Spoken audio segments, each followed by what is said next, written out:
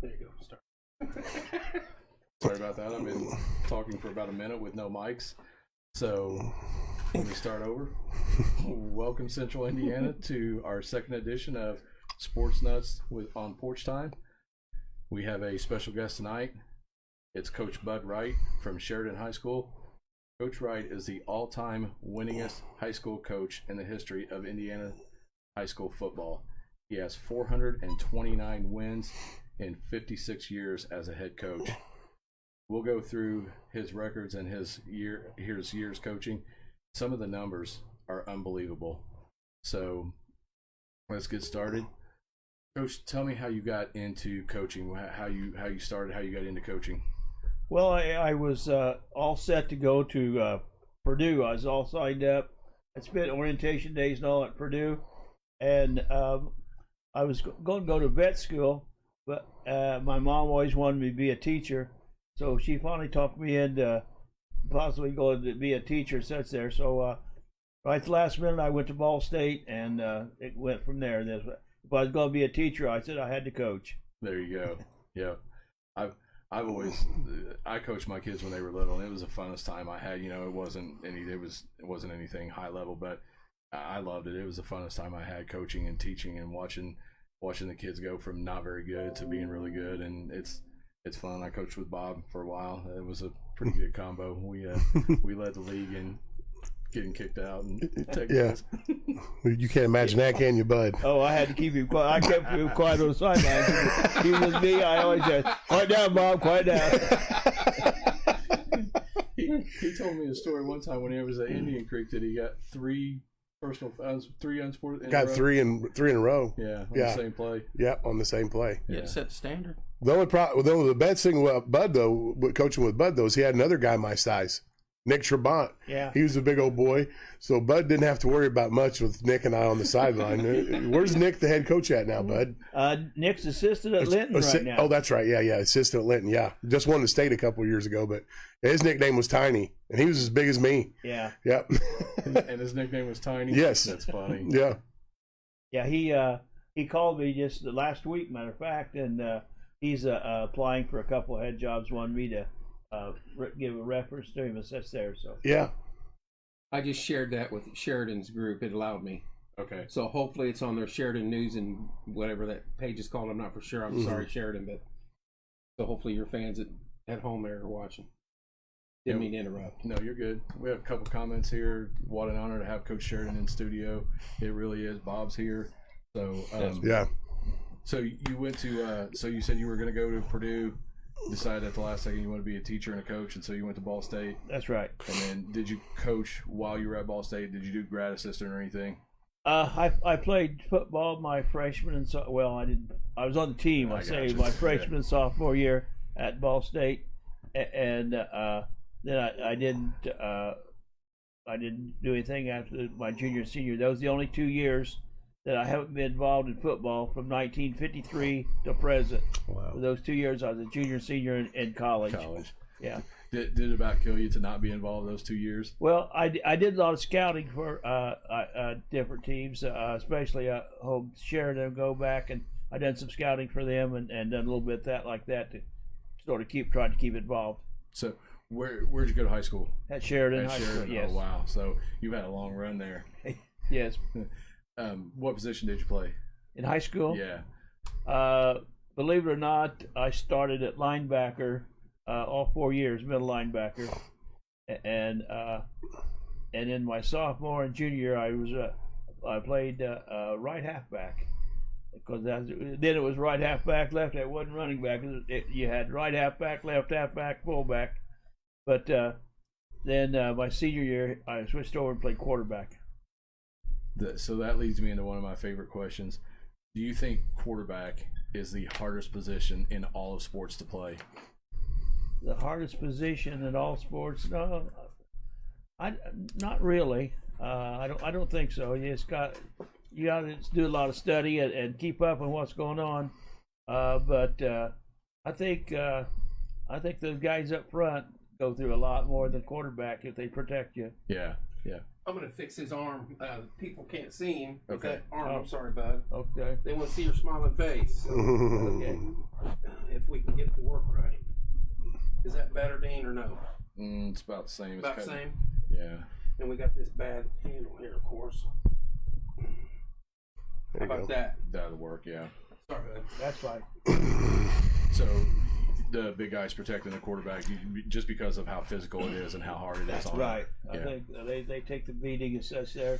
If they don't block for you, the quarterbacks will take it too. But I think quarterback, you got a lot more work as far as knowing what to do and stuff.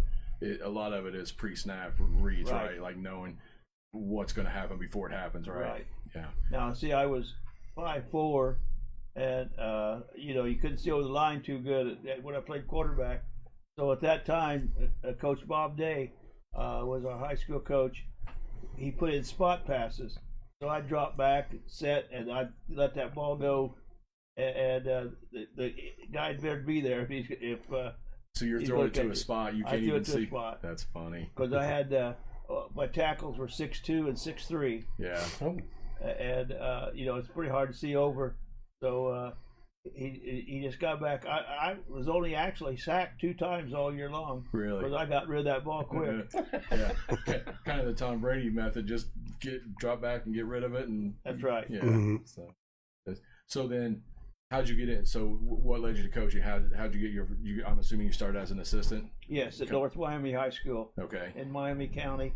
I was there for 2 years, and then I went to a little town called Mount Air, which is North Newton School Corporation now. And I was there for 1 year as a head coach there. That was the first year they played 11-man football. Okay. Until then, they'd played 8-man. They used to have in the state that you had an 8-man league and a 6-man league, and the Kankakee Valley League was an 8-man league up north, and the Pocket City League in the south was a 6-man league. In fact, right now they're trying to bring some of that back. I think they're trying to get 8-man football. Yes, they played are. again. Yep. Really? Mhm. Little farming communities where you don't have enough kids to Right. play 11. Yeah. So what positions would what would be eliminated from today's game? You would just eliminate one of the live, like you had a center, 2 guards, and then 2 ends, Okay. and then 3 backs. Okay. Yep. And then on defense, you had probably 3 down linemen, 2 linebackers, and Whatever, yeah. however you wanted to. Yeah. Yeah. So they had 6-man, 8-man, and no 11-man, or they had. My first year there, which would have been in the fall of '65, that was the first year that they had changed over to 11-man To football. 11-man football. Yeah. Wow. I didn't know that. Did you know that? No, I did didn't not know know that. I that. didn't No, either. no. That's Coach never told me that story. Yeah. Mount Air had not won a football game in 3 years, and we beat Wheatfield, which is part of Kankakee Valley now. We beat Wheatfield 20-0 the first ball game, and had a really big bonfire celebration when we got back. That's funny. It was That's good quite stuff. an introduction to football. Where's Mount Air? Mount Air is right west of Rensselaer. Okay. And Bill Siderwitz was the head coach at that time at Rensselaer. At Rensselaer. Yeah. Nice. Good connection there. Yeah. And did you tell me earlier that you went to Ball State with Coach Siderwitz? Yes. Bill Siderwitz was a senior when I was a sophomore, and I played 2 years with him on the football team. Yeah. Well, I could say I was on the team with him. Yep. I know that feeling.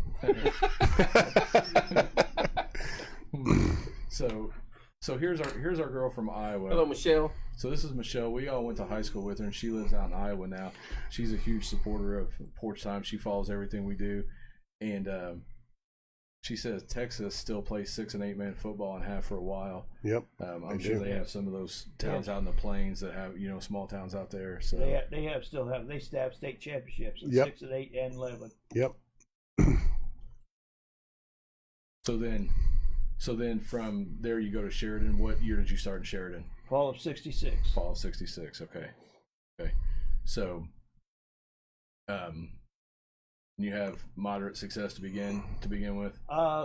Sheridan had a winning season in 7 years. Actually, my senior year was the last year they had a winning season until I went back in '66, and then we went 5-4 the first year. So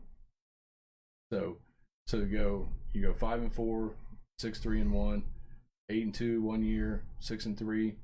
Yeah, I had Donnie Law, which is dad of Brett Law, Oh, okay. and he was a pretty good player himself. Who was better? Brett was pretty good. He was All-American, right? High school All-American, Yes, Brett? yes, he Yeah. was. Yeah. So, Megan's on. Hi, Megan. But so- you can imagine over the course of 56 years, he's coached how many lineages of I was just going to ask how many generations. generations? It's a bunch. You've coached all your grandkids, right, Bud? Well, the- all of them's gone through. All of this came through except- Sheridan. except for Kent's what boys. That's right. Yeah, he was in Lebanon. Yeah, but the rest of them he coached, and then all the other families up there that he's coached. It's So- it's 3 insane. generations. What, back. what do Easily. you think somewhere around like 82 all-state players come through your program? Oh man, I don't know. I haven't counted them up. It's 82. I was going to say. It is 82. Yeah. Okay. Yeah. There's something I didn't know. Dean did his homework. Yeah. Did Hey. work on it. So talk to me about two of the kids that were all state. One in 1982 named Kevin. Was he any good? You mean Kevin Wright? Yes, Kevin Wright. Well, he got a scholarship to Western Kentucky University, so yes, Yeah. I think he was pretty good. What position did he play? He was a wide receiver, Okay. and he was also a defensive back, and he played running back some. Yeah. But he broke his arm his junior year, and didn't get to play a latter part of the season and such there. Then he came back his senior year in practice before the season started, broke it again. That's the story in itself. We better not get into that story though. Yeah. I'll tell you about that later on. That was an off-the-field accident, I'm assuming. No, it was on the field, but well, his mom. It wasn't me. It was his mom. Worked for a veterinarian, and she thought he could play, and so she took him to the veterinarian, and they cut the cast off. Oh, and he wasn't ready. Wasn't ready. No, he was ready. Yeah. That he went ahead and played it, but it was. I know that we played Zionsville that night. And I came home before we went to the game, and she said Kevin's ready to play, and I said he's not playing, and she said he could play, and then she told me what they did, and she said he's ready. Now. As I walked out the door, she pointed her finger at me and said, "You'd better let him play." So that's some women are kind of a little bit different, opposite of that. But yeah. It's funny when you see the mom driving because it's always the dad that's super competitive and I'll get my kid back on the field as soon as possible. That's funny that his mom was pushing getting back out there. Yeah. Yes. Yeah. Football moms, right? Right. And Hey, then, who was the? You had a punter playing in the NFL, Bud, for a long time. Who was that punter? Brad Maynard. Brad Maynard. Remember Brad Brad Maynard Maynard, kicked yes, for I the do. Bears? Yeah. and the Vikings. 50. No, Yeah. he started out with New York. Yep. Then he went to Chicago. Yep. And then he finished up his 15th year at Cleveland. At Cleveland. Yep. Yeah. He lives right outside of Charlotte right now. Really? Yeah, he's out there. No. I missed that in my homework. I Yeah. looked up a lot of stuff, but I missed Yeah. that. He was Brad Maynard, I think is still true, is the only special teams player to in the MAC conference to win the MAC Player of the Year as a punter. As a punter. He was MAC Player of the Year, and he was first team All-America that year. And he was on the show out in New York or so. He was on TV show, when they bring all All-Americans in. He was on there. So he was a college All-American, and Brett Law was a high school All-American. So I'm assuming his offense wasn't very good. If you're an All-American punter, right? Probably getting a lot of reps, right? Well, in high school, Brad was a heck of a football player. Besides, he was a receiver, quarterback, defensive back. His senior year, he never had a ball thrown over his head. Really? As a defensive back, and he, like I say, Ball State considered putting him on defense, but they just changed their mind because they said he was too valuable. They did want to get him hurt. As a punter, yeah. So Nyla says, "Don't knock us football moms." Yeah. Yeah. So I have a theory on the answer for this question that I'm going to ask you, but I'm going to have you answer it first. So you go your first 10 years there, and you have moderate success, and then you have a stretch from 1975 to 1984 where you go 100 wins and 14 losses and 2 state championships in 10 years. I mean, yeah, 100. It's an 88% winning percentage. What changed from the first 10 years to the second 10 years? Well, the players got better, and maybe I learned more about what I was doing, possibility, getting better coaching and Sure. stuff. But I've been really fortunate to have some really good players for a small school. Really good players. Yeah. I mean, those numbers are comparable to who's the gentleman that coached at Marion basketball when he had Bill Green. Bill Green. Yeah. And you're talking John Wooden numbers there, 13 season. I mean, that's insane. It gets ridiculous later. Yeah. Worse than that? Oh, yeah. Oh, yeah. Well, actually better. But yeah, you know what I mean. Yeah. I mean, yeah, but Get down to Nick Zachary years. yeah, those were good years. Yeah, I had the coattail in on those years. We'll get to that in a minute. yeah, So it was a good time. you guys have, we call it junior league football here, so like 3rd grade up to like 6th grade. So I'm sure they had that in Sheridan. When I went back to Sheridan in '66, they did not have it. And the next year, after that first year, a couple of people in town there were really interested in getting things started. So we got things going. The second year I was there, we put in Little League football.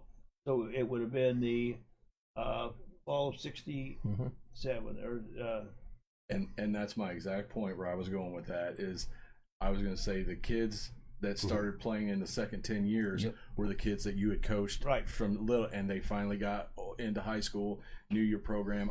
I think that's how Center Grove does so well all the time, is because their little league is so much better than everyone else's. And I didn't have any idea if that was, but that's where I was trying to go to see if that was the answer, because that was my theory, is that you probably had a little league program that you got involved with. Those kids played in your program for 10 years, and then they get to high school, and it just kind of flourishes from there. Yeah, we had kids from other schools in those early years come over. Actually, in 3 of the later years, we had kids from other schools come over and play in our little league programs, which we allowed that to happen. To have enough kids to play. Well, not to have enough. They didn't have kids in their program. They didn't have the little league programs going in their schools, so we let them play. Yeah, which is probably the right thing to do. Yeah, we in high school then we played against some of them also. Yeah, it's always weird to see, with the travel ball being so prevalent now. You play with kids from other schools, and then, for instance, Bob's daughter plays in the same conference with her best friend, and they play each other, and it's so funny to watch them actually guard each other and play against each other. Yeah. And it's fun to see that, when they're playing. So John Wall says this guy is absolutely an Indiana high school sports talking history book. I love these guys. Yeah.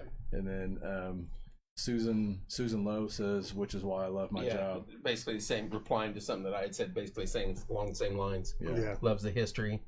Yeah. So how hard is it to win a state championship? You got to have a little luck to go with it, don't you? Unless you're just ridiculously better than the other team. Well, when they started the first year with the state championship, football state championships, 1973, I made the statement that I didn't say we'd win. I said we would be in the state championship, and within the next 5 years we would be in the state championship, because you had to qualify. Yeah. And we made it in 4 years. In 4 years, you made it there. Yeah. But your original question was, it's hard to win. Yes, that first one especially. You strive. You got to get that first one. I mean, you work your butt off to get that first one. You got to get it, and everything's there. Then after you get the first one, you got to get that next one. Pressure builds. Yeah. Expectations build. Yeah, you And the think target's on you from that point on. Yeah. too. right. You think that you met your goal, you got that first one, but then you want that other one. I kind of feel like switching gears. That's kind of what happened to Tom Crean at IU. I mean, he won 2 Big Ten championships in 4 years, and a few years later, he's out the door Yeah. because the expectations. He was a Yep. victim of his own success. The expectations got so high Yep. that he, Well, I will say this. I know a lot of people don't understand the people that Bud was playing being the size of school he was either. Back then, he used to play. He was in the Range Line Conference, wasn't you, Coach? Back Yes, then, yeah. so he was playing Noblesville, Zionsville. He was playing all those big schools, Hamilton Heights. He played all them big schools up there. Little Sheridan. I mean, he wasn't playing a weak schedule, is what I'm trying to say. And there was only 3 classes back then, right, Coach? Yes. 1A, 2A, and 3A. In comparative, though, it doesn't matter how small. You got to play good teams. Well, that's what I'm saying. And Hamilton Southeastern up there, Dave, remember Enright? Yeah. Coach Gillum was talking about Dave Enright. Dave Enright was the head coach Yeah. at Southeastern. but they played Hamilton Southeastern, Noblesville, Hamilton Heights. I don't know if you played Carmel back then, but Zionsville, Lebanon. Did you play Lebanon any? I mean, all them schools up Yeah, there. we You played Lebanon for quite a while. I played Lebanon for So I mean, he was playing bigger schools. Yeah, he didn't dodge anybody. No. We never played Carmel when I was coaching, but I played against Carmel when I was in high school. Yeah, But at that time, get this, the first year Carmel was a larger high school in Sheridan was my senior year. 1958, Really? 1959 okay, was the first year that Carmel was a larger school than Sheridan. that's Wow. crazy. And how many students were at Sheridan when you were in high school? More than there are now. Yeah. Oh, really? more than now? Yeah. Really, Really? Well, okay. 400 and some, and now we're 330 Wow. or 340. But have they divvied up the district, though, into different schools, corporations now, somewhat, compared to the massiveness of it before, maybe? Not really. It's I don't know. It's gone down. The largest we were 418 one year, and I thought we were going to go to move up to 2A, but the next year we dropped down 60 or 70 kids in one really? year. But that was the years that when they started to open private schools, Okay. a little bit more church schools. The pro And kills. there's like 3 church schools that opened up about that time, and we lost a lot of kids to some of the church schools. Yeah. So, first state championship was 1980. Right, You're 13-0. right. What do you remember about the game, the state championship game? Well, the biggest thing I remember is that we had a defensive tackle, scored 3 touchdowns. Really? That ball game, we played North Judson. North Judson had allowed 26 points all year long. They were undefeated also, and they'd only give up 26 points. And our kids set a goal to score more points than they allowed all year, and we did. We beat 27-0. Oh, wow. And that was the goal they set, was to score more. Now, that football team was made up of a lot of hard-hitting kids, but they weren't very big. Defensively, we had one kid over 200 pounds, and that was Jeff Greer, Yep. who won the Phil Eskew Award that year, his senior year. But they just were hard hitters and go getters, and they were in 3 years of. They were only behind the football game like 3 times from their 7th grade year on up until their senior year in high school. They were only behind in games 3 times? Yeah, about 3 times. Wow. That's pretty amazing. It is amazing. Yeah. So tell me about the defensive tackle scoring 3 touchdowns. What happened? He picked up a couple fumbles. They went back to throw and such. We got hit and such, a fumble. He picked them up and took them in. Took him in? Yeah. Nice. So now also I need to add this one. If I will understand this a little bit, one of my assistant coaches now, Jeff Woodcock. Yep. He was a linebacker. He weighed 138 pounds, and he covered sideline to sideline. And he was defensive captain. On defense, we started 10 seniors and Kevin. Kevin was a sophomore, and we had safeties had reads and such, and Kevin missed a read early in the ball game, and they huddled up after the missed read. Jeff took his fist and hit Kevin in the stomach, bit him over, and one of my assistant coaches says, "Woodcock just hit Kevin." I said he deserved it. he never missed another read the rest of the ball game. I have heard that story. Yeah, Woodcock will tell you that too with a smile on his face. Oh yeah. So, what do you think's changed the most between kids from back then and kids now? What do you think would happen if that happened today? I would say that one of the parents might be a little aggravated. Yeah. Yeah, it's changed. What I mean, you just can't do things. I mean, back then you could be a little bit more physical with them, as I said. Right now, you just can't be physical at all with anybody. And so, do you think it's the kids that have changed, or do you think it's the parents that have changed? Times, yeah. Just what's accepted and what's not. Yeah. I think times have changed, and kids they're just brought up differently. Yeah. And they don't expect things like that. And it's just a little bit changing times. Do you think we kind of have a theory that we talk about where we think kids back then were tougher, but kids today are more athletic? Would you agree with that? To a certain extent, yeah. The kids are more athletic because they got so much more knowledge of what to do, how to do things. It was a different situation, different time as far as what they did. I said, look, I think one of the biggest things that's changed it, and a lot of people don't realize, I think, is that one of the biggest things I see is that's changed things is air conditioning. Kids used to go out and they were used to heat and used to all this and this type of thing, and they too many kids today, they got too much they're under air conditioning all, and they're just not used to the type of weather and such, especially hot weather.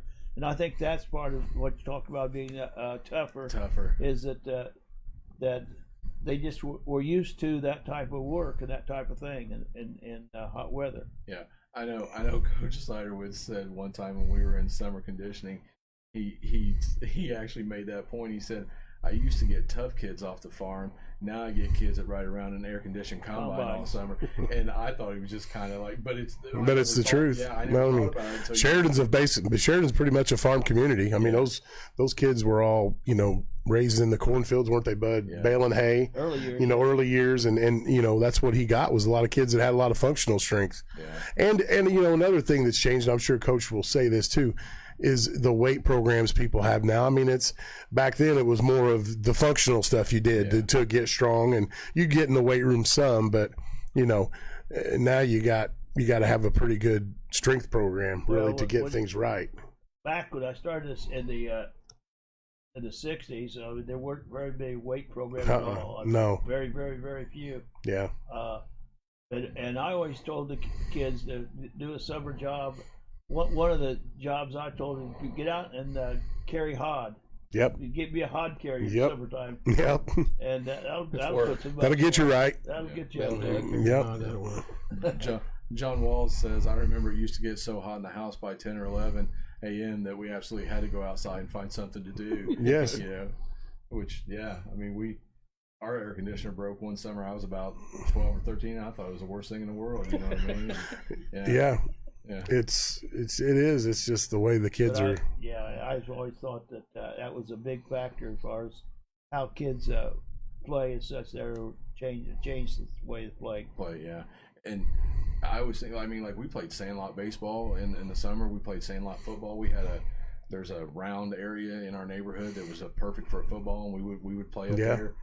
Wiffle ball. We were always doing something. Yeah, we were always playing some outside. Kind of game, Right. You can drive. You can drive around this town now, and you don't see a handful of kids when it's nice out. You don't see them out doing that. Even my wife Ellen used to go out and play kickball and stuff. Right, Ellen? Right. Jeff said we would bell hay and then go to practice. That's right. Yeah, went to 2 practices. Yeah, so you'd have 2-a-days and be baling hay In afterwards. between. Yeah, in between. So Yes, that's the way it was. my cousin Nick Goodman is raising his 6 children on the old way out in the country in Wilbur, looking for Rodden and Ryder Goodman in wrestling. They got a good wrestling team this year. Monrovia does. Yeah, we're gonna eventually have Ben back on. Yeah, I don't want to pull him in mid-season like we did. sure. Let's get him through Yeah. state finals. Yes. I wanted to bring some hardware in with him. I wanted to bring a Daggone necklace right. in. Yes. Yeah, Yes. Ben's a heck of a And a kid. poster Yeah. with all the names on there. Yeah. Mm-hmm. Fear the mullet. So you win your first one in 80, you win your second one in 1984. Yeah, so tell me about that team. 84. Yeah. Well, my oldest son Kevin played on the 80 team, and my second son played on the 84 team. So I coached all 3 of my sons, and all 3 of them were on the state championship team. Nice. So the 84 team, we went to the Civa State in 83 and got beat 19-14. Like I said a minute ago, Fountain Central drove 99 half yards and scored against us right at the end and beat us there. And the kids dedicated themselves that they were going to win 84, and that's one of the biggest things is that that dedication brought them back in 84. So it's late game, fourth quarter. You punt, pin them down on the half-yard line. You think you got them pretty much put away, Right. and they just run the ball, pass the ball. Just would they? They got 5 first downs on third. Let's see, I got to remember this. They got 2 first downs on third down, and they got 3 first downs on fourth down. Wow. Wow.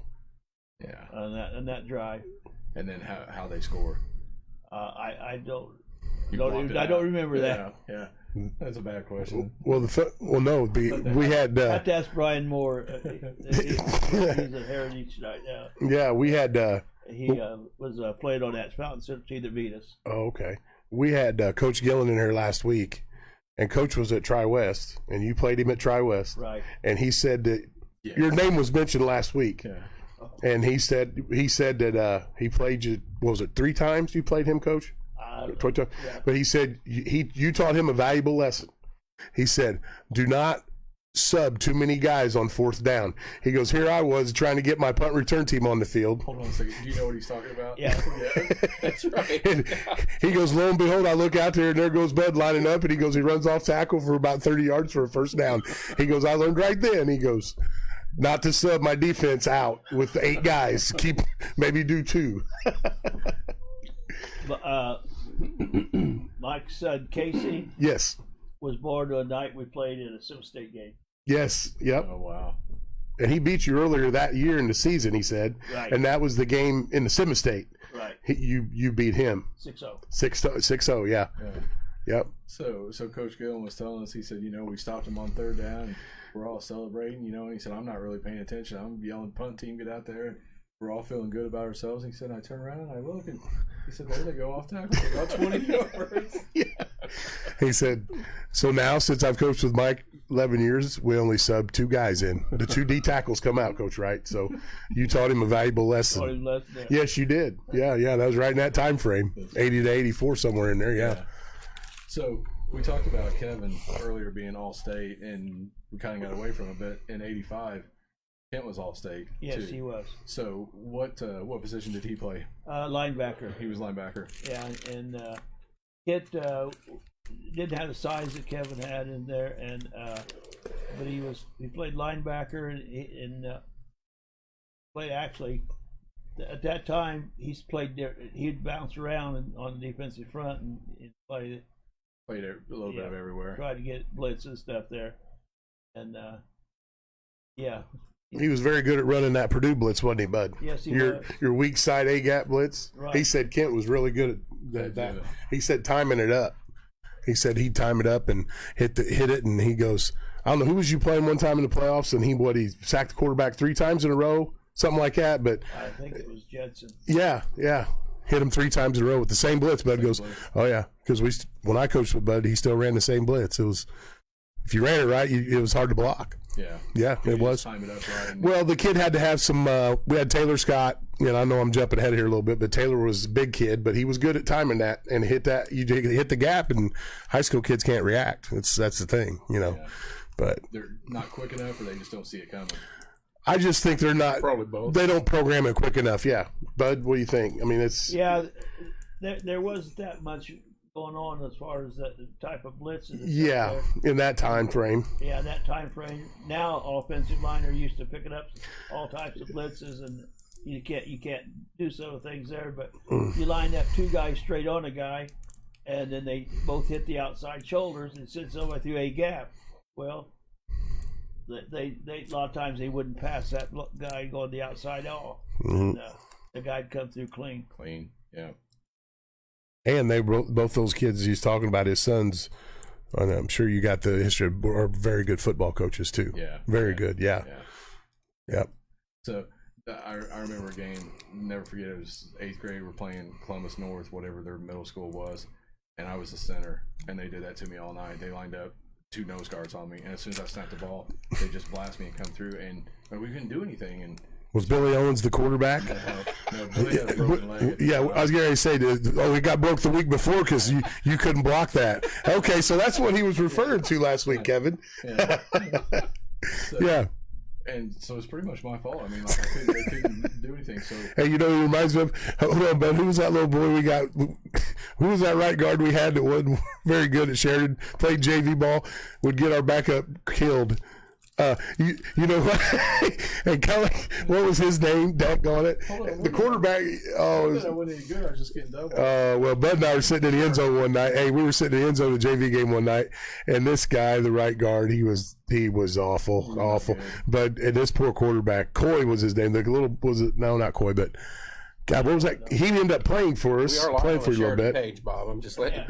Well, I've been just saying. I mean, I don't know. Yeah, but we sit down there and went, "Oh gosh, this is gonna be fun." That kid ended up starting. The backup quarterback ended up starting for you, starting for us. Yeah. Billy replied to your question. Dean probably cost me a state championship. Yeah, he did. Yeah. Bob cost the Cubs a World Series. I did. We'll get to that story later. That's. Man, I was gonna.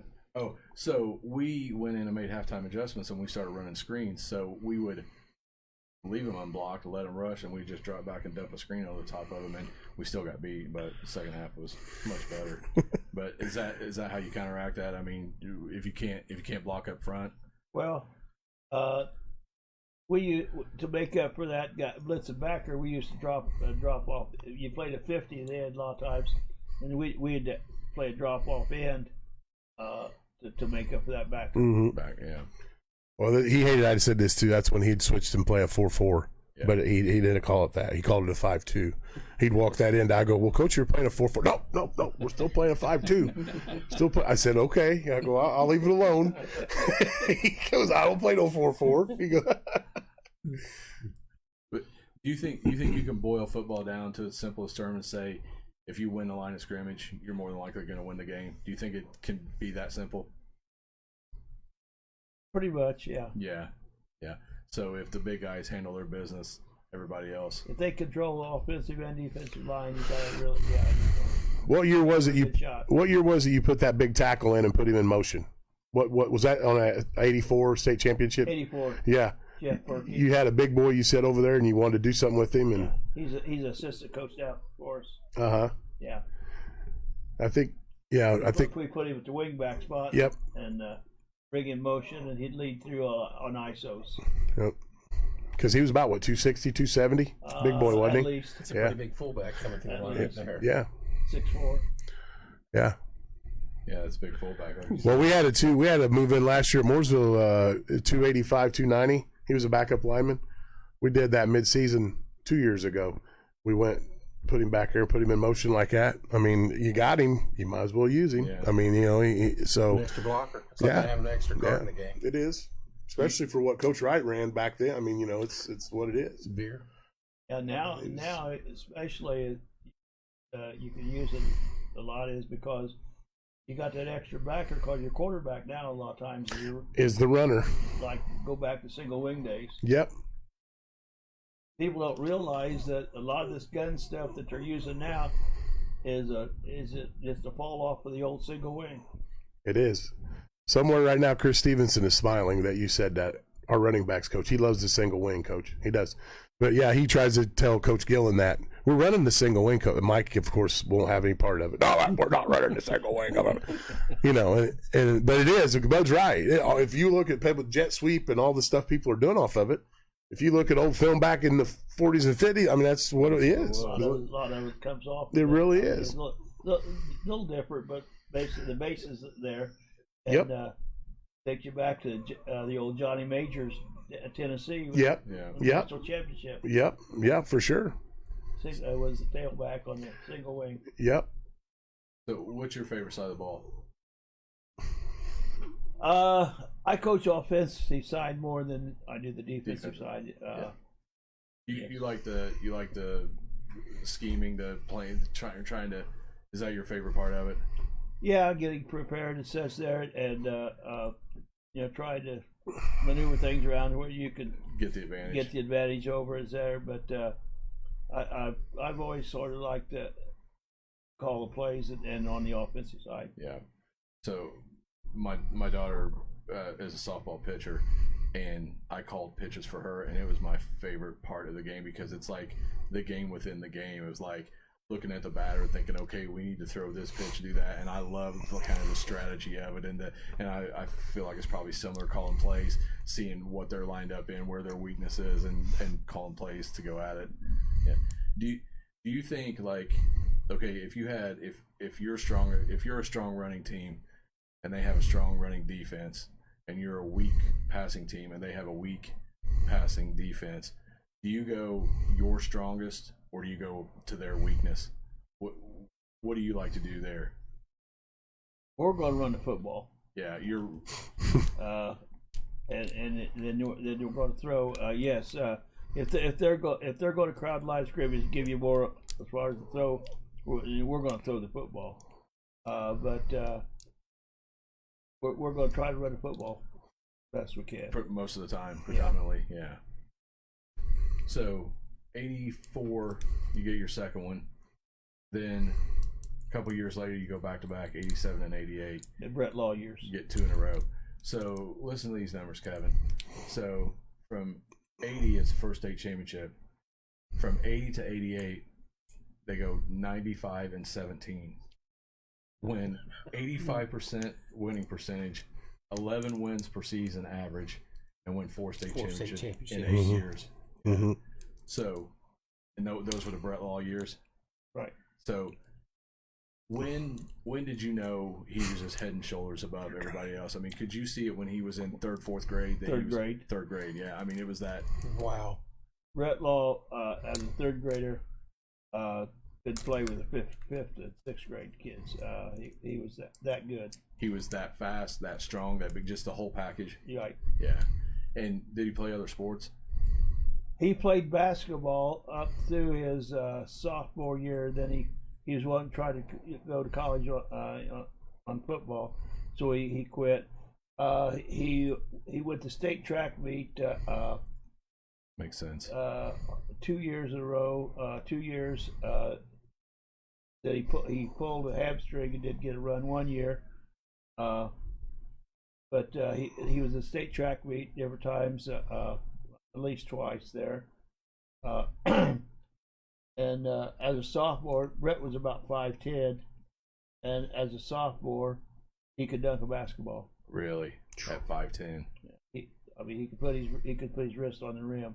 You're 5'10", right, Dean? Yeah. Can you get the rim? If the rim's about that far above my hand, I struggle about that. On an 8-foot goal. Yeah, on an 8-foot goal, I still struggle. Yeah. Well, I mean, I'd struggle on an 8-foot goal now too. But he had some players to go with him also. I mean, Sure. He had some really good players go with him. But if you got I find that if you got kids, couple outstanding kids, that's going to make the other kids a lot better. And one thing about Brett Law, Brett Law scored his junior year. he scored 453 points in one season, and set the national record at that time with 66 touchdowns, I believe. I believe that's right. But he had the players to go with him. He made them in practice. At that time, we only had we had only 2 kids that didn't go both ways most of the time. We had enough playing, and in practice, Brett could not break in practice runs against our defense. Everybody else we played, he did, but they always said the hardest practice was on Tuesday and Wednesday nights against ourselves. Yeah, that the closest anyone came that year was 29. In the South Putnam in the Semi-State, we beat 29-0. That's close to anybody came all year. That year, yeah, because you were 87, you're 12-2, and 88, you're 14-0. So I mean, you have 2 seasons combined, right? 26-2. I mean, that's pretty nice. That's a pretty nice run. Right. So like you're saying, Brett makes a kid like that makes everybody around him better. So you have to focus so much on him. Now you're not focused on the wide receiver. Now he gets catches and gets throws. You talking that way, or are you talking that he elevates everybody because he's so good? He makes everybody else. Well, working against him in practice and such.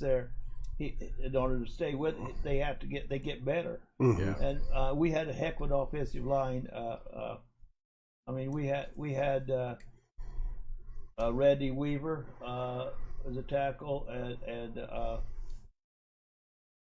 I mean he could run a 4.8 as a 245-pound tackle.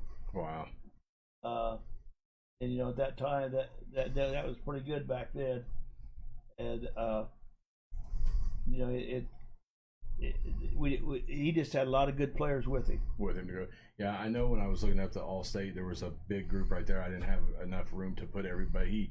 He had All-State kids with him as well. Yeah, well, the Delph boys were with that group. The Delph. Tony Delph was really a good football player. Adam Delph. The Delph boys were really good. Good players, yes. And how was your quarterback then? You were mostly running though then, but you have a good quarterback to go with it? Yeah, we had pretty good urban boy was a quarterback for the junior and senior year, and he was a good, solid athlete. He was a good football player. Yeah.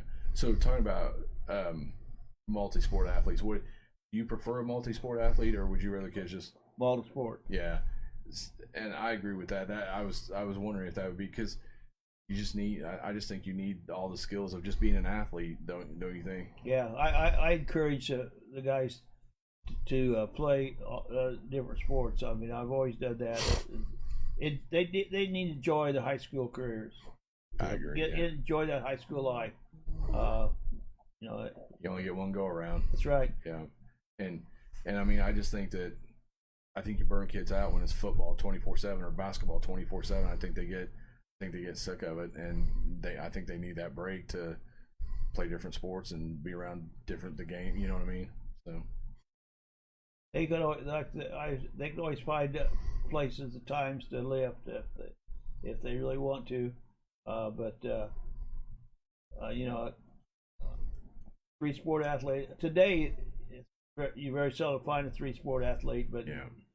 At least you ought to play at least 2. But if they want to play 3, let them play 3. Yeah. Yeah. Like you always think of the big 3 of football, baseball, and basketball, but like Nyla says, football, wrestling, and track go hand in hand. You football player in the fall, wrestle in the winter, and then track in the spring, especially for the what we call skill positions. Well, let me tell you. I had Brett Law, I had Nick Zachary, a couple other players that with scholarship players there, and they really didn't get their offers until they shine in track. Really, when they showed their speed. Yeah. Especially at small school. Now, the larger school, you don't have to worry that much, but at small school, it's hard for these college coaches to believe that some of these kids are as fast as they are. Yeah. And once they show their speed, that's what I tell the kids that you need to get out and get speed. Especially a small school, you got to have speed if you go to play college football. Yeah, they see all the numbers and they think, well, they're doing it against inferior talent. Right. But they see someone run a 4.2. A 4.2 is a 4.2. It doesn't matter where you're from, right?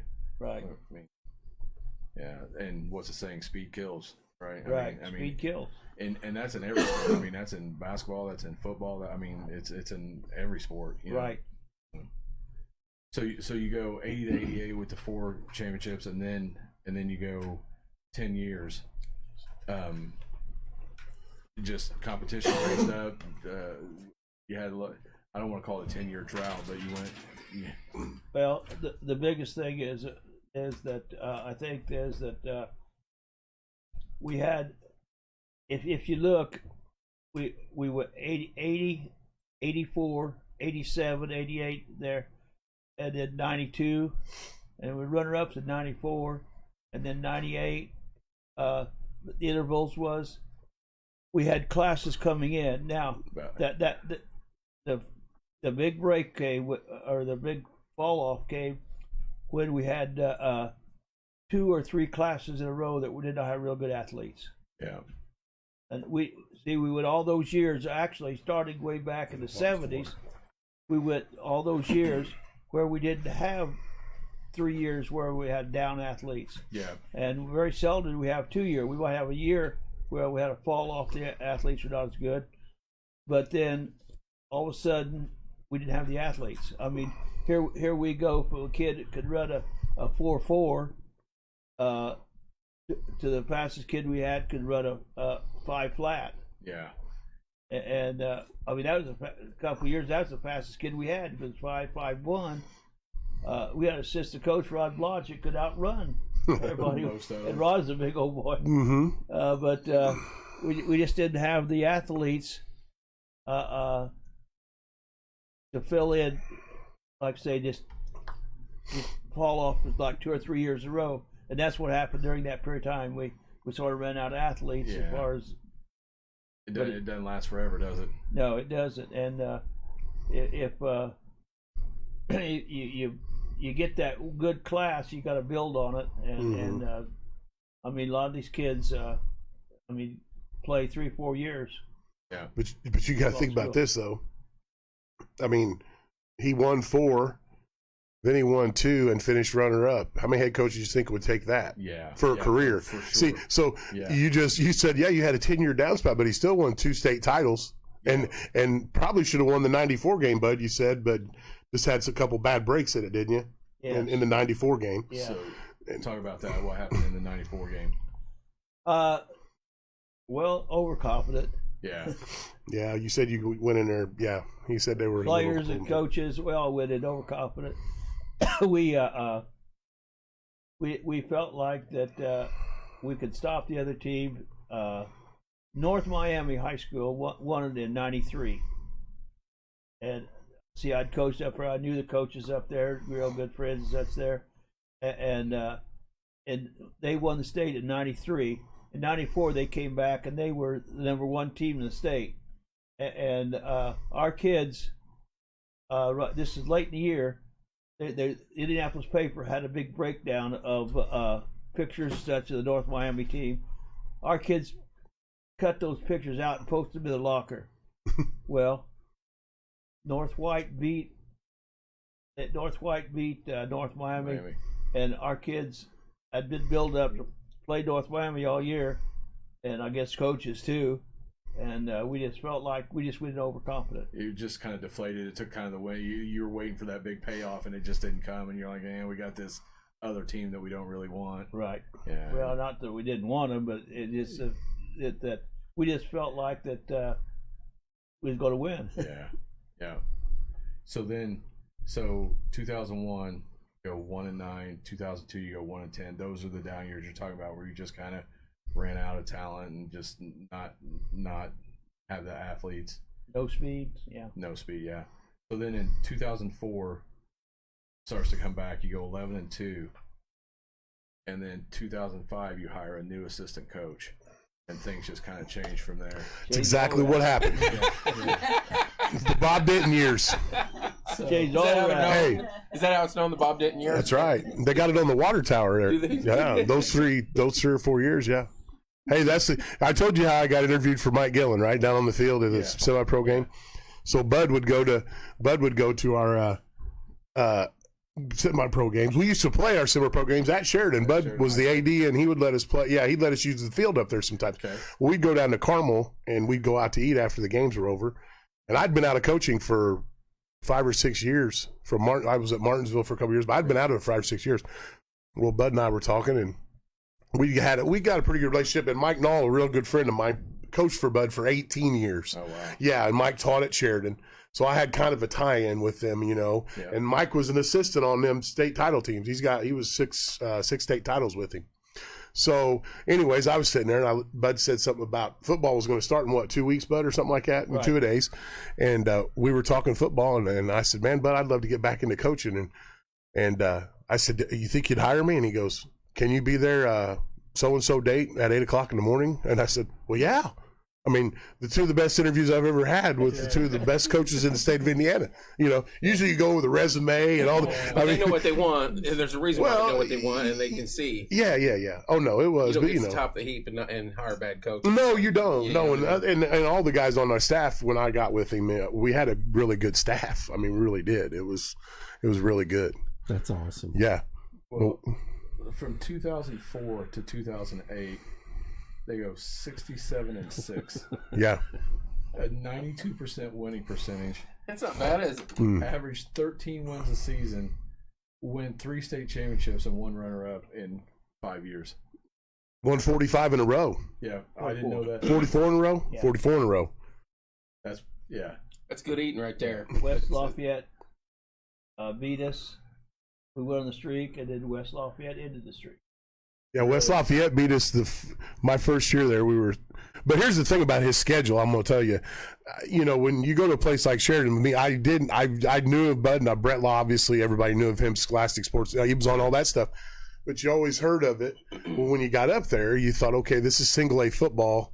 But we played in a conference where you played 3A, 4A, 2A, 3A. I think we played Indianapolis, Washington a couple of years. They were 5A, didn't we, Coach? They played Washington. Yeah. They were like 3A. Were they 3A then? Yeah, but I mean, Broad Ripple. Broad Ripple, yeah. We were single A and playing these, and Western Boone. We played Weibo to start the season. He still plays them, but I mean, that's what I said when he plays up. So when the kids got to the single A tournament, we lost to West Lafayette that year, 28-6, final game of the season, and we thought, man, we're going. But when we got in the tournament, it was.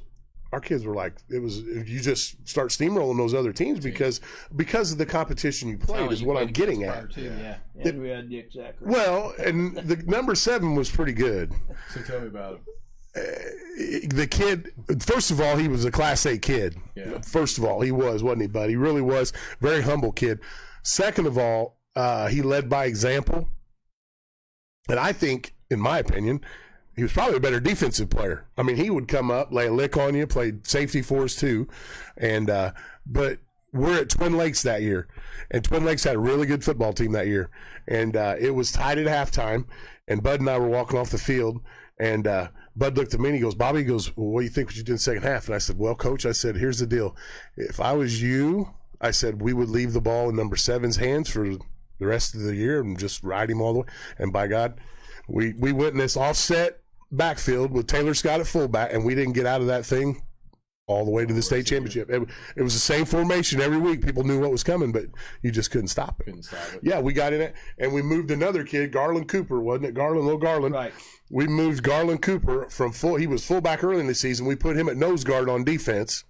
We made 2 moves that really led that kind of ignited that whole thing. That's knowing your team, though, too, right there. Knowing your personnel and your team. Yeah. Well, Garland, I think that Weibo game that year, we fumbled, 7 times, Bud? 8 times? So, it was not good. It was not good. No. We got beat by Weibo. Yeah. That was Nick's first ball game. Nick's first game, and it was 100 degrees out. It was hot. I mean, in August. But that's never an excuse. We know that. But, but mid-season, we moved Garland to defense. Taylor Scott took Garland's spot at fullback, and then next thing you know, man, it was rolling. We beat Twin Lakes 14-6 up there, I think, or something, we played a really good Rensselaer team. Yes, Rensselaer Central. Yes. That they had a really good football team, and we played them at our place. This was Nick's. It was his Freshman year. Yeah.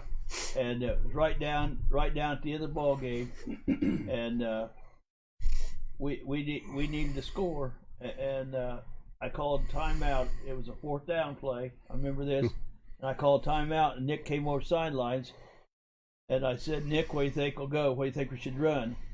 Nick looked at me. He says, "Coach, you make the call. Whatever you call, it's going to work." That was the confidence he had. He said, "You make the call, it'll work. Whatever you call is going to work." Yep. And it did. We made the call. We played them. We beat them. We beat Lafayette Central Catholic. I mean, we had a tough run to the finals. Then we had to go all the way to Adams Central that year, and they were pretty good. We were watching them on film. But now, this is going to take me to something on him. Don't let him fool you. He loves coaching defense. Yeah. Loves it. And we started practice off. We'd set our barrels up, Coach. We'd have our barrels out there, and we'd get formations. We'd have the guys over there coming out, our backups, doing formations. And Bud would be, moving a guy here, moving a guy there, and lining up the defense. I was the D-line, so my guys lined up, the same spot most of the time. But yeah, I mean, so Adams Central had a little thing where they had a big lineman in the backfield, and everywhere he went, the ball went. So we're sitting there watching film, and Bud said, "They can't beat us." And I said, "Why do you think that, Coach?" Okay, he goes, "Watch this." And we kept watching it, and everywhere he went, the ball went. We went up there, boy, and we laid it up 54-12 on their, and they wanted to run football, didn't they, Coach? And they couldn't run it because of everywhere that guy went. We had 6 guys sitting in the hole waiting on him. Yeah.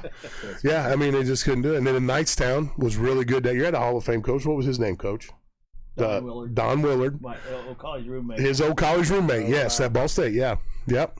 Yeah. So that's pretty cool. You have 3 guys like him and Don Willard and Bill Siderwitz that were all Ball State together. So, at the same time. But Don Willard had a big 2,000-yard back that year, and we shut him down, Coach, didn't we?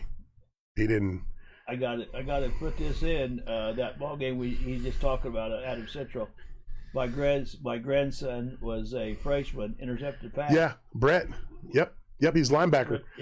Yeah, Brett came along that year and played for some, and him and Taylor Scott, ended up being our linebackers. I mean, but you could just see the kids. I mean, it was a confidence thing, but Nick was the leader of the whole thing. Kind of like, yes, by actions, exactly. As far as the leader of the team was concerned, was about 3 other kids. There was 3 other kids that probably were more vocal than Nick. You know what I'm saying? But Nick was the guy. They knew he was the guy, and yeah, put the ball in his hands, boy, and it was really a good thing. He was your Jimmy Chitwood.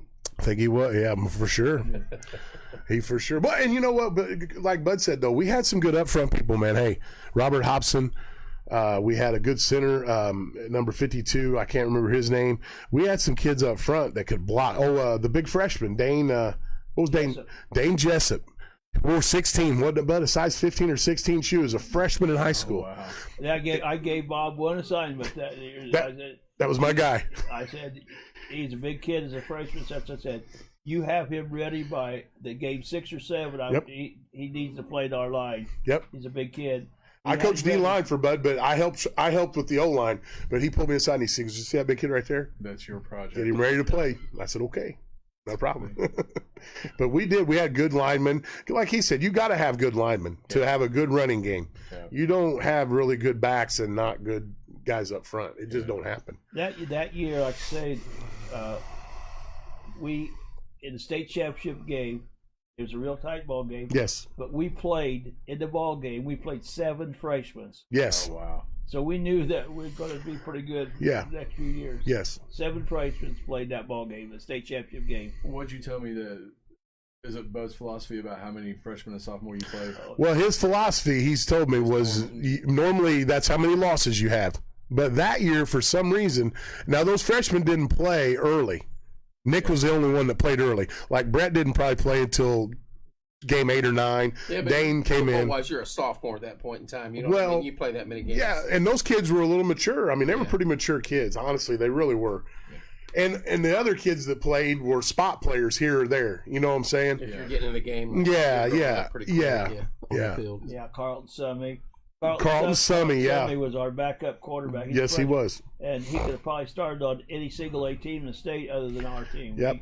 And Summey was a hard-nosed little kid, but he would play, and you couldn't keep him off the field. I mean, but we had a lot of guys on special teams. You know, I mean, to win a state championship, you got to be good in all facets. But they had that big 200-yard back or 2,000-yard back in Knightstown, and he was a load. And I remember the first play of the game, Nick came up, man, and he hit him and put him on the turf, and that kid didn't want no more of it the rest of the day. I think he only had like 50 yards rushing. They hit a deep post on us. For their touchdown. We won 21-7. And after that, it was just no looking back, man. It was those kids were used to winning, weren't they, Bud? Yes, they were. Now, we used to joke as coaches. It was so funny because you'd go to the pregame, and the next year we go out and – The backups had a football game before the game, didn't they, Bud? Oh, yeah. And it was fun to watch. I mean, they'd be out on the field. Now, if you're the other team and you're watching, Sheridan High School state champions from the year before, I mean, it's just these guys. It's 11 on 11. They're playing, they're cheering, and then then they leave the field and they'll go stretch. But if you're the other team, going, what in the world are these guys doing? Are they going to get ready to play? But those were all our backups that were doing that.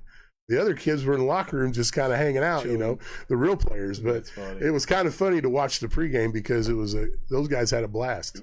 Could you see the other team?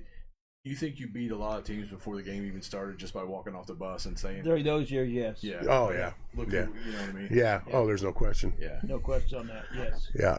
It was and it was so funny because during practice, those same cats I'm talking about would be over on the side at practice, and I go, Bud, what? Can you get these guys in control over here? And Buddy go, Bobby, I don't worry about those guys. He goes, I'm worried about these guys out here that we got practicing. I said, okay. Right. So I learned a lesson like Mike Gillen learned not to sub on punt.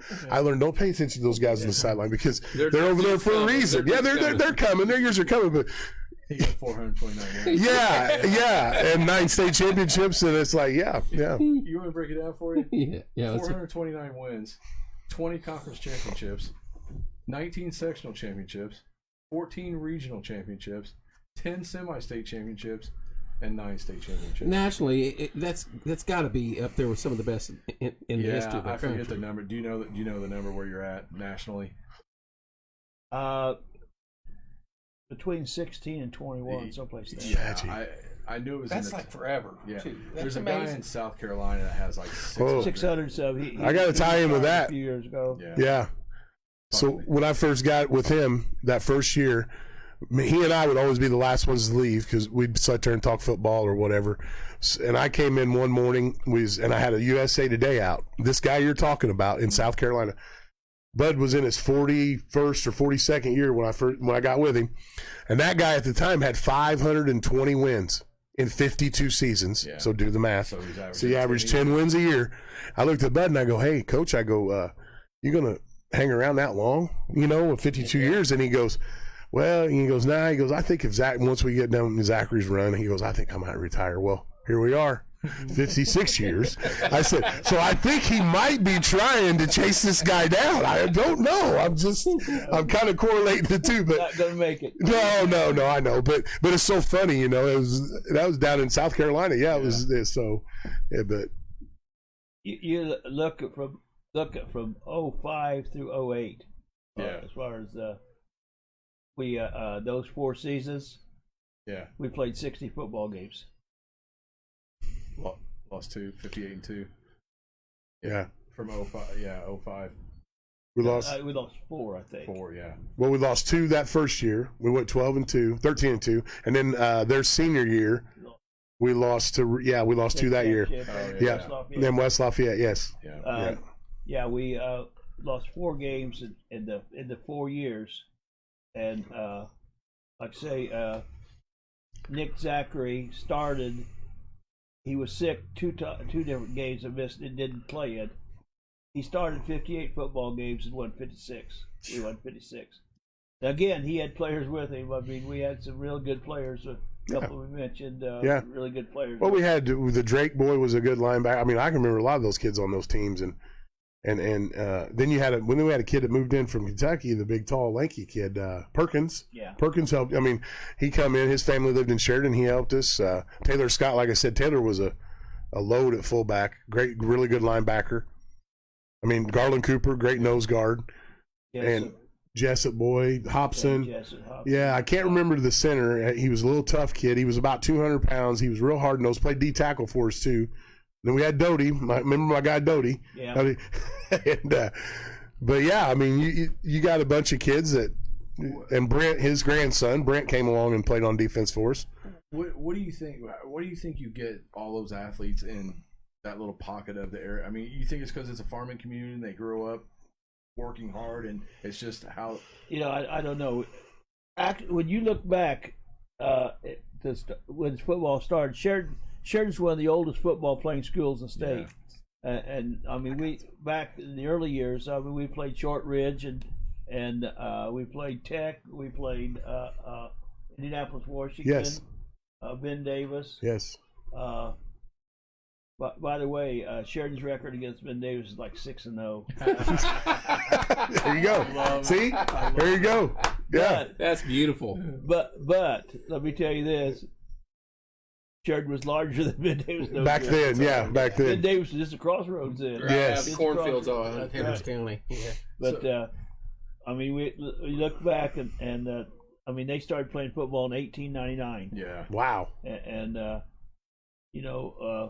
they say probably one of the greatest football teams that ever come out of Sheridan was in 1917. They really had a really great football team. They had a kid named John Williams, who starred IU, was a star running back at IU, and an All-American kid. Yeah. John Northrup was went to Butler, was a star in track and football. I mean, that was really one of the greatest years, I think, football. But Sheridan has a history of being a good football. I was surprised when I looked up how early they started playing, and like you said, it was in the. Well, they're like third all time in wins, Bud, right, or fourth or something like that, like for schools or something like that. Cathedrals. Cathedrals won, but I know they're in the top 5. Sheridan is for schools, like all time wins for schools. Yeah. I mean, I see me. Yeah. Think about this: from 1975 to 1994, had 20 consecutive winning seasons. Yeah. That's a 20-year run having a winning season. During those 20 years ago, 192 and 43. Yeah. Average 10 wins a season, 9.6 wins a season, 10 wins a season, 82% winning percentage, and 4 state championships. And I mean, hell, most people would take that for a career and say, like, hey, I want 4 state championships. I'm out. You take half that for a career. You would take half of that. Yeah. Well, it goes back to, Coach Gillen, as long as his career's been, I know Coach, he's won a ton of games, obviously. He went to the state finals once. And he said, I was young enough back then. He goes, you know what? I'm going to get back here. Yeah. And it's a tough route. I mean, for what he's 9-2 in the state title games. I mean, he's been to 11 of them. Yeah. I mean, it's like, once you start thinking about things like that, when I coached for him, I'm thinking, man, this guy's been there a lot. You're like, man, and it's like, and he's won 9, Yeah. Just to be a part of that was cool. I really appreciate Bud for giving me the opportunity to get back into high school football. And and I've forged a really good friendship with him too. And his son Kent was good to me. I mean, the Wright family's been good to me. Yeah. And I've met Kevin. I've talked to Kevin when he was a Western Kentucky offensive coordinator. I mean, the football that I've learned from their family is just been awesome. And you got to take it for what it is. How much fun is it coaching your sons and your grandsons? I enjoyed coaching. Yeah. I really did. Lot of coaches they really don't like to, but I enjoyed coaching my sons and grandsons. I really did, and I probably was tougher on them than any other kids. Of course. Yeah. You know what I find interesting about it is most coaches' kids are the quarterback, and yours both all play defense, right? Yeah, I thought that was interesting that because I mean most kids the coach's son is the quarterback. I agree. Point guard, they're the pitcher, they're the quarterback. You know what I mean? Shortstop. The shortstop. Yeah. So I was not that it means anything. I just thought it was interesting. So one game I want to talk about. I've been waiting to get to this. 2006 state championship. You win 34-28 in overtime. Talk to me about that game. What happened there? Judge Hanson. it was just a really hard football game was such there, and we went down to overtime. That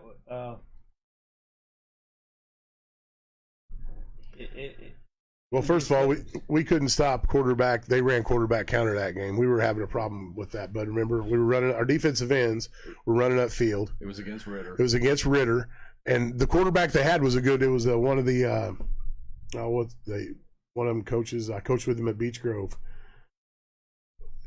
What was the kids that are Ritter? You know what I'm talking about. Yeah, I know who you're talking about. Yeah. Nick, yeah. But anyways, they were hurting us with that. I mean, but it was like Bud said, it was a really good football game. It was a hard-nosed game. Yeah. Yeah. So I just, when I saw that score and saw it was overtime in the state championship, I'm just thinking like the intensity of the last few plays of the fourth quarter going into overtime. Like every play matters. Do you remember what happened in overtime? How you won it or what? Yeah. Yep.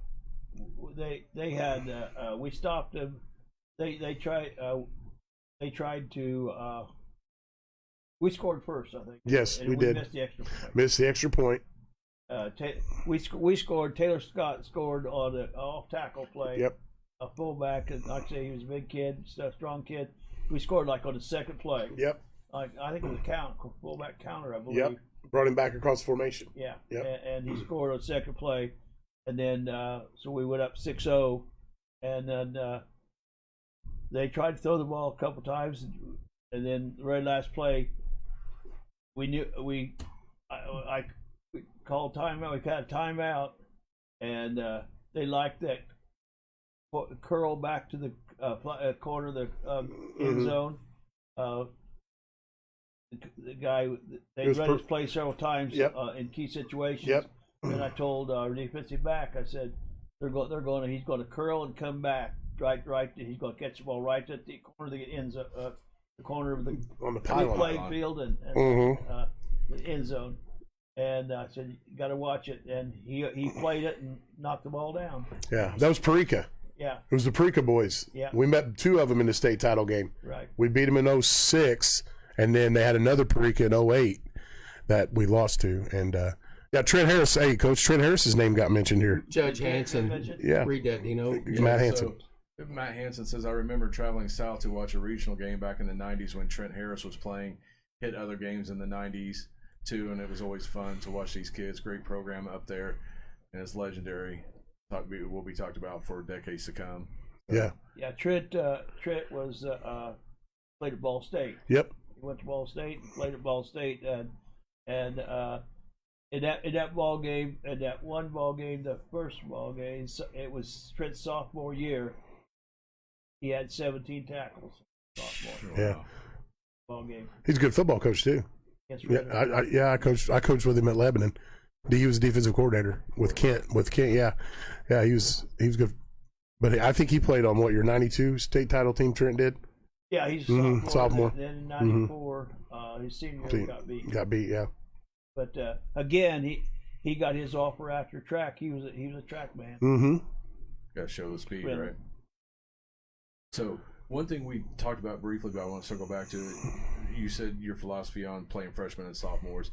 Tell me about that. You basically equate that to however many you play. That's how many losses you're going to have. Well, this was told me by Hub Etchison. I don't know how many people remember Hub Etchison, but Hub Etchison was one of the greatest football men in the state of Indiana at any time.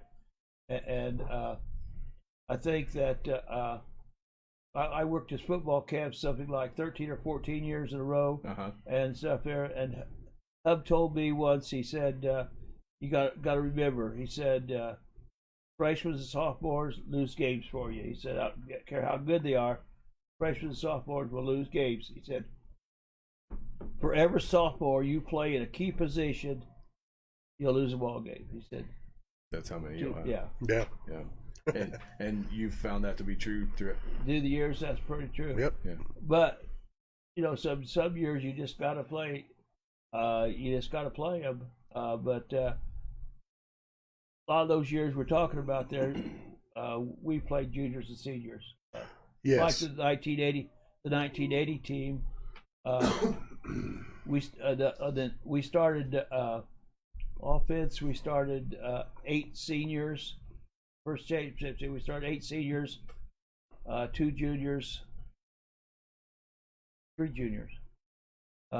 Defensive, we started 10 seniors and 1 sophomore. Yeah. But I mean, when you got them, I like to play juniors and seniors. Yes. Yeah. Seems like the problem is when you get to playing younger kids, the other kids in that, like freshmen, sophomore, they think they should be playing too. Mm-hmm. And you get some little problems. So I like to play mostly juniors and seniors, but it hadn't worked out that way in the last few years because the numbers have been down. You've been playing some younger kids. Yeah. Now, like when you look back in the 80s, it's 80. We had the most I've ever had in playing football was 88 kids. Wow. Out. Now, that was 88 kids out of 145 boys. So over half the boys Played football. Yeah. Wow. So I mean the most had was 88, and then we had 82, and those 20 years there, we play either had between 65 and 75 most of the time. People want to be part of the winning, don't they? Right. Yeah. And then because you're winning all the time, you said it earlier, they're used to winning. Their expectation level is here, and they hold the other kids accountable. I think kids holding the other kids accountable is as effective, if not more effective, than the coaches holding them accountable. Do you agree with that? Yes, I do. Yeah, because they expect to get yelled at by you. They don't really expect to get it by you know they don't want to let their friends down. So the kids hold each other accountable. So Yep, that they do. Hey man, you got to scroll back down. Who's this guy? Said I got dunked on by Glenn Robinson. all right, so let's go back here. See that? John Wall. Yeah, John Walls. Wall said. No, it's on down one. There you go. Yeah, I remember watching Glenn Robinson monster dunk on Bob years ago. Yeah. Can you tell me what your feelings at that very moment? What were your feelings? My feelings at that very moment. Well, sometimes, yeah, that happens in a game. Be like mine. But if he does remember, we won the game. Yeah, you did. I won the MVP, and my jersey hung in the Hall of Fame for a year, You jumped on the scores table. and not Glenn They Robinson's. still talk about that. Yeah, they forget the ending to that story. It's always funny when they remember when you get dunked on, but they don't remember the ending of the story. See? Right, Coach? I mean, who won the game? At least you weren't on ESPN. No, that probably would have been. Yeah. I'm not going to. Glenn did. He come from the wing, and I saw his Nike. I mean, it was right here, right there. I mean, Ryan got dunked on him at Minnesota, right? Yeah, It was on the lead-in of yes, Sports Center when they yes. I've been there. Yeah. The story of you jumping on the scores table at Newcastle? Was it Newcastle? Sam Alford told me that's why they took the tables off of They press row. talked about- I was on, I think I was listening to McAfee or Barstool or one of them, or I don't know, recently. But it came up. No, That's did what they're it? talking to. Yeah, And they said this big kid, this Bob Denton, yeah, center for Martinsville, jumps on the scores table. yeah. And he said, there's this giant, and we think the score table's coming Gonna down on top of collapse. us. Yeah. And the guy said, to this day, that score table's gone. Yeah, they've been gone. Sam said they got rid of them the next year because I went over and jumped on it. Yeah.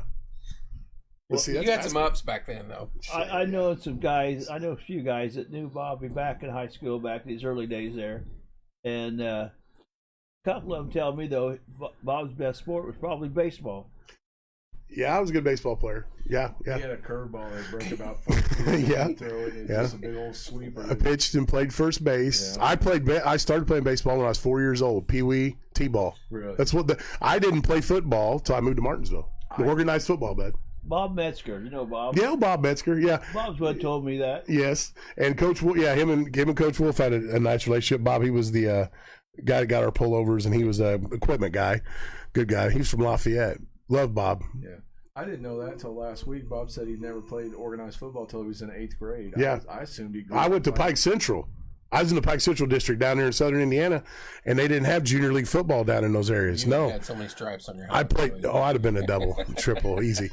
Now, but you would play in middle school. But I left the first semester of my 6th grade year. I left and went to Greene County, and Greene County, they don't have football. Swiss City, White River Valley, they don't have it now as much as they They consolidated. still don't have football. No. Wow. No, there is a school down there, though, because Jake's dad or coaches it. Bloomfield don't have it. No, it's south of them.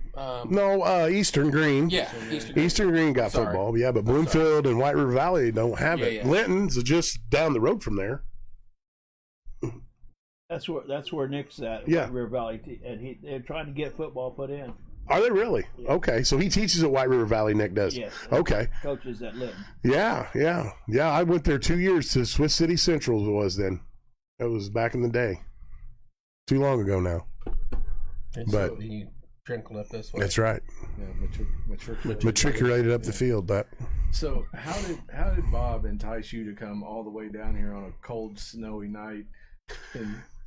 and he brought his lovely wife Ellen with him too. She has to be my driver. That's right. Now, Ellen's got to drive home. That's I've right. been having some trouble. I've taken different drops in my eyes. Yeah. And I've been having a little trouble with my eyes, and I don't drive very good at night. And she says I don't drive very good daytime either. That's my wife too. You're not a very good driver at all. Anyway, I had to bring her so she could drive me home. Well, and another real reason was why, Coach. Now you like to stop at Mooresville. Did you make a Right. stop?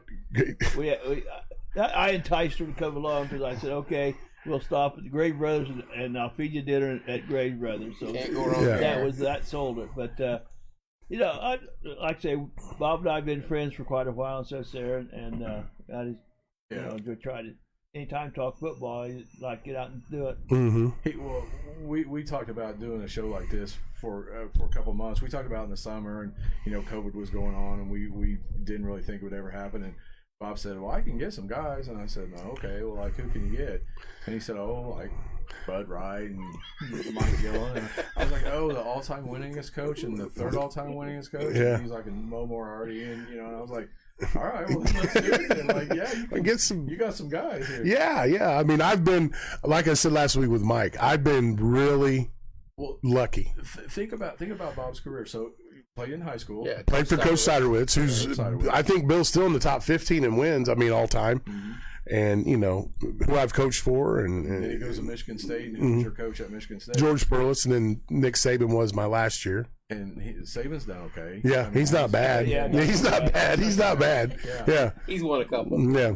And then you go you coach with Yeah, I came back here and coached with Bill for 2 years, and then I got out of it. And then I went to Bud, and then I went over to Kent for a year, his son at Lebanon, and then I've been with Mike since. Yeah. And but the wins, and I've over 1,000 wins easy. Coach Siderwitz is like 270, Bud's at 429, and Gillen's at 330.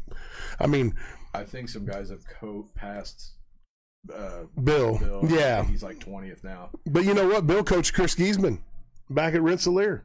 He did. Yeah, he coached Chris. Coaching trees is pretty good. And Chris Giesman, coaches. I mean, that's what I'm saying. So Mo comes off his tree. I mean, but the people I've just got to meet and be around because of football, and I know Bud feels the same way.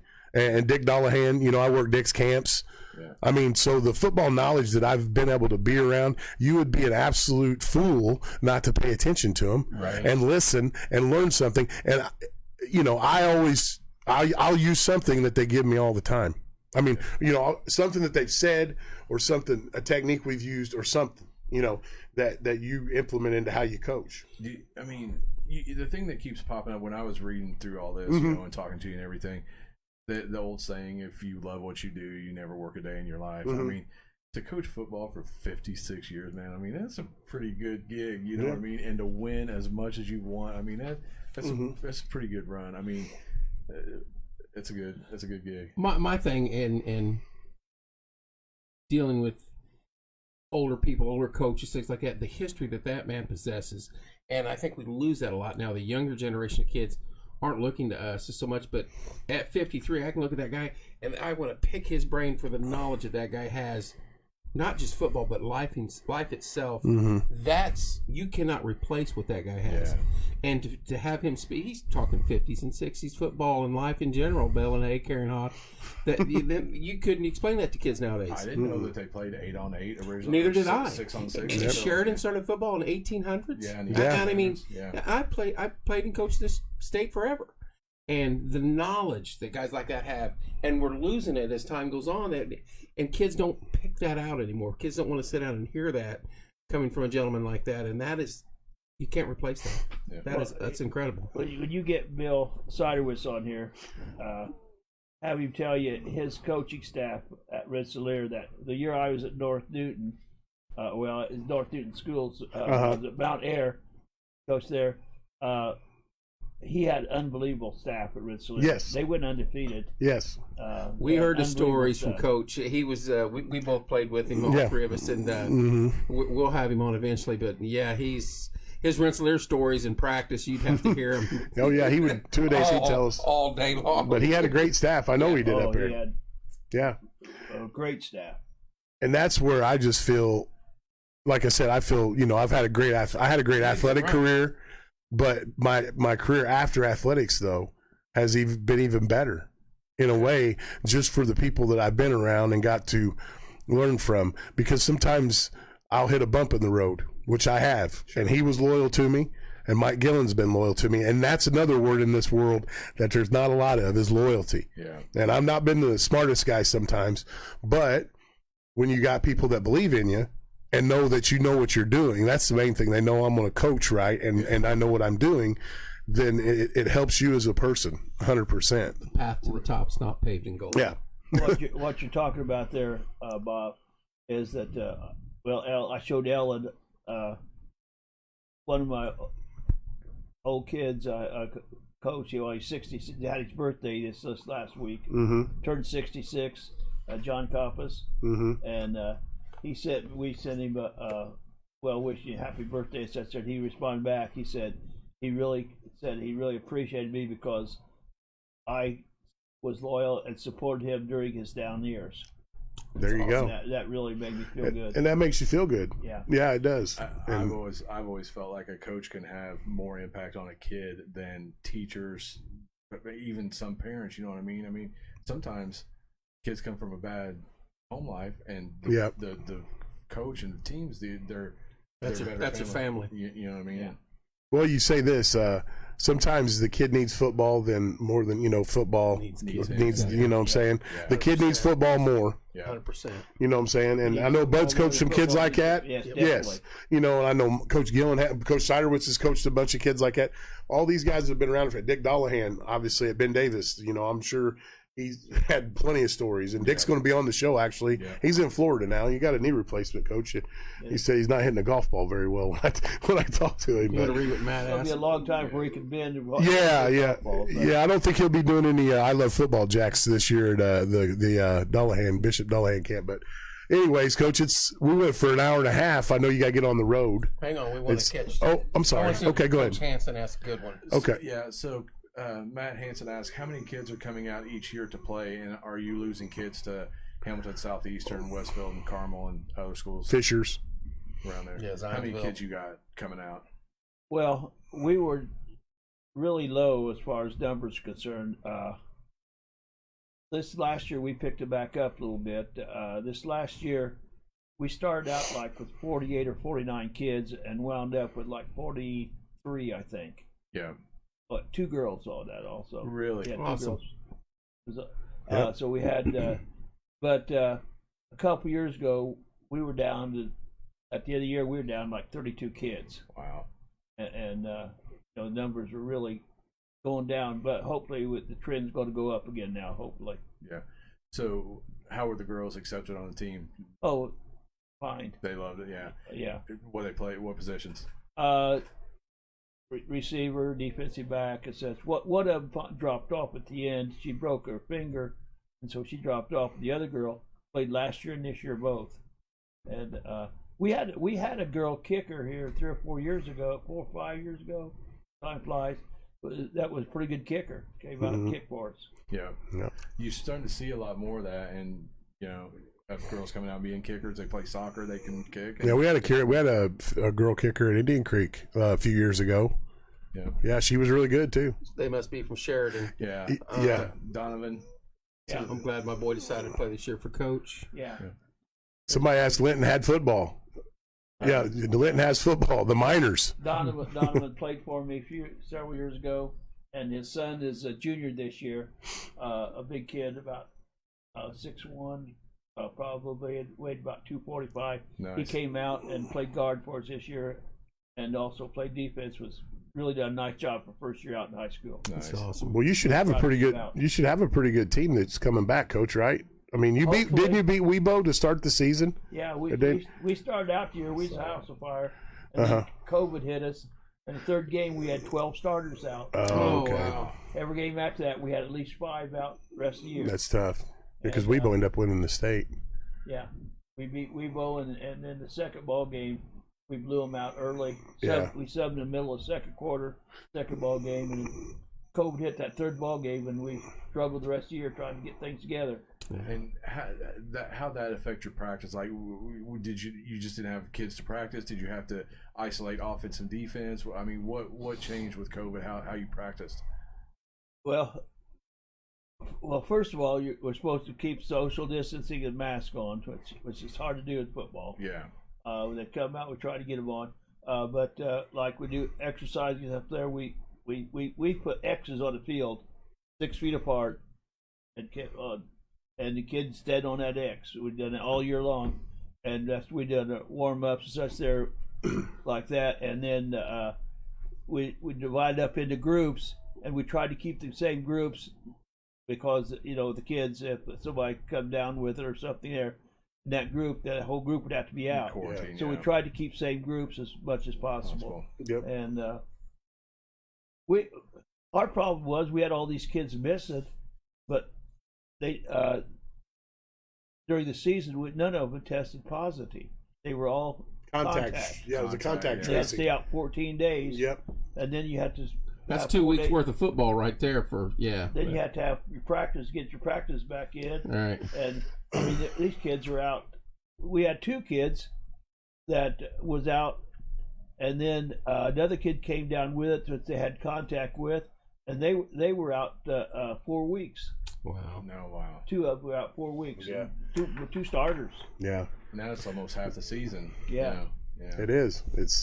It was a tough with the COVID stuff. I know we didn't get into a lot last year. Yeah, it was tough. It was a tough year. It was a tough year. I know Bud. So what was it? The sectional championship this year. We played Martinsville. Oh, by the way, we won the game too. I just thought I'd say that, but Who did? Mooresville did beat Martinsville, the sectional champion. Bud, I lost the bet. yeah. Well, you bet on Martinsville? I had Oh, to. Lord have mercy. Come on, baby. I thought you were smarter than that. So Bud needed to find a game. 84 Final Four, baby. Hey, Bud needed to find a game to go to. He wanted to go watch a game. They said, Bud, you're not going to be able to go nowhere with this COVID and watch a game. And he goes, I'll make a phone call. He goes, I can get in somewhere. Watch. So that was his other trip to Grace. He brought Russell Hahn and Larry Hutchins and Mike Stitt with him. She like that. He can make a phone call anywhere. 429 wins. Yeah, he goes, I know a guy. He goes, yeah, he called me. Talk my And, way in somewhere. so we brought him. Yeah, he called me and we got him in. He sat down in the end zone and watched At the Mooresville sectional title game. Yeah. Mm-hmm. Nice. We need to go up Oh, I'd love to. and do a game live at Sheridan. There you I'd go. love to. Yeah. Yeah. This that'd be year. Great. Yeah. It's a good little we place. can. We may have to make a few phone You calls. may have to go travel. You may have to. Yeah, you may have to go mobile. Yeah. Oh, we have the capability Yeah. to do that. I'd love to do games for people that want us to do them. You know? Yeah. We have out of Frankfurt, they do internet games. Do they? Frankfurt does. Yeah. That's awesome. Yep. So Matt's got one last yeah, one. Matt said last question. Any other NFL players besides Maynard come through your program? NFL players, no. Yeah. Now I did find one interesting that when I was looking at all the All-State players you had one in the early '80s, John Harbaugh. Yes. And I did a double take, and I was like, it's not the John Harbaugh. And so then I started Jim and John and the rest of them, right? because who's the coach for the Raiders? Gruden, John Gruden. You know he went to Bloomington North for a while. Did he really? Because Didn't his know that. dad was a coach at IU, and he was. Oh, Ended okay. up at Penn. Yeah, he didn't graduate from Bloomington North, but he went to Bloomington North for a couple of years. Oh, okay. And so then I thought, well, I know the Harbaughs are like from Michigan, so I thought maybe. And so then but it wasn't him. It No. wasn't. This John Harbaugh was a big tackle for us. He was 6'5", I don't know what, 247 or so, and he went to Georgetown and played at Georgetown. Played football at Georgetown. Yeah. Nice. Yeah. So, Nyla says, thank you, Coach, for coming on and sharing your amazing career. We've been on for an hour and 42 minutes. I mean, I've enjoyed the heck out of it. This has been great. Like I said, the knowledge is you can't replace it. To hear a gentleman like him speak, you want to know everything he's got. It's just amazing. And I really appreciate you coming down. And I mean, the weather's terrible tonight. I know. I looked out there and I went, oh man. Yeah. But he was already he was already great. I texted Dean at 3:30 and said, you think Coach will come down? I go, I think he's already at Gray's. Yeah. Bob called and said, have you left yet? I said, we're sitting at Gray's eating. He goes, I'm going to take my time. And I said, well, Coach, we don't start till 7. He goes, I'm all right. I said, okay. But you know, this is always open. You contact me and if you're here. Get in. Okay. We went to Walmart. Yeah. There you go. Ellen got shot a little bit. Yeah. There you go. Bob called me about 4:30 and I thought, I was like, and so I said, hey, is he not coming? And he said, nope, he's already great. I was like, all right, man. There you go, baby. Hey, one thing we used to go scout too. We'd get lucky because when that little state title, the state title run we were on, I don't know if Bud manipulated this or the team we always played seemed like they played on Saturday and we played Friday night. So we'd get to go scout him. So we'd hit all the buffets, me and him and Harvey. Harvey's passed away. Harvey was a big boy, wasn't he, Coach? Liked to eat. Me and Brian Milliken. Brian played for Coach. Was he on the 80 team, Brian? Yes. Yeah, Brian Milliken. But he's coached with Bud for 25 years, 30 years. He's a Sheridan guy, but we'd all load up and Bud would get one of them little white buses and we'd go down to Perry Central and watch Perry Central, but they always played on Saturday so we could get a scout in. I thought this is kind of ironic, isn't it? Yeah. I remember we went down to Perry Central and Mike Spencer was coach down there, and we went down there and watched the ball game, and we went in. I went up, got us in the gate and stuff there, and I just walked through and walked out of the field. Yeah. The guy said, what are you doing? Yeah. I said, I'm going out of the field and talk to you guys. Yeah, he walks to the middle of the field. There you go. How many wins? Yeah, he just, we go, where are you going, Coach? He goes, I'm going to go out there and talk to the coaches. He just walks out in the middle of the field on the 50. And 429, is that it? Yeah, well, at that time it was, Still but, yeah, and then, was it Perry Central? In 05, we got to watch Knightstown play somebody. I think Knightstown played Perry there.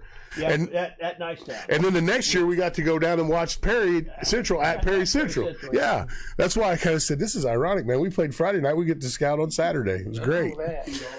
Oh, hey. Yeah, and I think Flick used to come down just to ride with us, didn't he? Mark Flickinger, a guy we know that coached for Bud. He's at Huntington North now. Getting some love on here. Yeah. Let's catch up with this. So John Walls. So let me go back here a little bit. Thank you, Coach, for coming on and sharing your amazing career. Be careful going home. This has been amazing, sir. Thank you so much for your time. Matt says, great show. Thanks again. Yeah, I seriously do. I really appreciate you coming down. There's a Michelle and then the Donovan. Oh, yeah, I missed those two. Michelle said, thank you for doing this show. I absolutely love it. Michelle's our girl from Iowa. So she grew up here and went to high school with us, but she lives in Iowa now, and so she tunes in all the time. And we were doing football games for local games a couple years ago, and she was a bartender and she would put her phone up on the bar, and all the people in Iowa got to know our team and would listen to our program. So they were pulling for the kids. That's pretty cool. So social media. Yeah, so she's a big supporter of us. So we always like including her on everything we do. And then Donovan said, love playing for Coach. May have been down years when I played, but it was still great. That's awesome. Yeah. So. Thank you, sir. It has been an honor. You're welcome. Hey, thank you, Ellen. Thank you for coming down. Appreciate it. Thank you, ma'am. Yeah. Yep. So it was fun. I really appreciate it. Yeah. So. And I'm not seriously, I'm not out against going up there. We're trying to get back into doing games on Friday. And real quick, in a nutshell, how we do it. I'm not meaning to step on toes. You're fine. We'll set a camera before the game, show the field. There's 4 of us chubby guys in there, and we're talking like we are in the bleachers, talking about the game and what we think. We're completely homers, whoever we're rooting for. The minute the kickoff starts, we kill the camera feed, but we talk like we're on radio. Announce the whole game. Halftime, we turn it back on, show the band, blah, blah, blah. Second half, kill it and talk it again. We'd love to do it. That would be neat because Patty told Bob we're getting a turf. Oh, yeah. Field turf. There you go. It's supposed to start in March. Nice. Nice. There's Chris and Rob. Yeah. Coach Helms. What parting gifts are you? Yeah, I was thinking about that. It's like, it's not like, here's a $1,000 gift card from Goldcaster.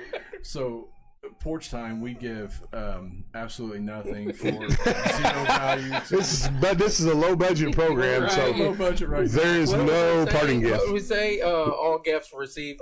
Absolutely nothing. Yeah, absolutely nothing. That's what else we cut. It's going to be in the house.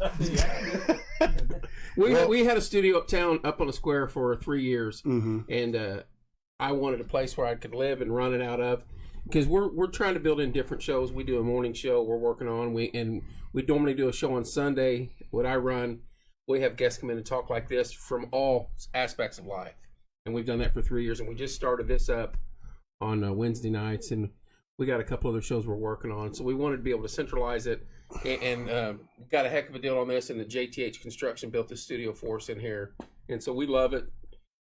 We have a cooking show. We got a big Blackstone grill out there, which we'll end up doing. Don't let that guy cook a steak. You need taste testers for that cooking show, Well, right? me, Yeah, am I invited? Yeah. So, What's going on so, here? your kind of philosophy Raw of straws. Sorry. how many freshman softball you play is how many losses you'll take. My philosophy is don't trust a skinny cook. Right. That's very true. Yeah, I'm a very good griller, so I can grill out steak, and you should never trust a Hey, skinny Corey's right there with us. No, hell yeah. We got that basis covered. You got somebody in the kitchen cooking skinny, they don't Get know out. what they're talking No. about. Yeah. So, But anyways, Coach Wright, I appreciate it. Thank you. Okay. You guys be safe. Enjoyed it. Thanks for the viewers. Appreciate it. yes, Thank you thanks a lot, guys so much. Coach Helms, you could throw in a big country CD. There you go. There's the parting gifts. Cedar Creek. Yeah, there you go.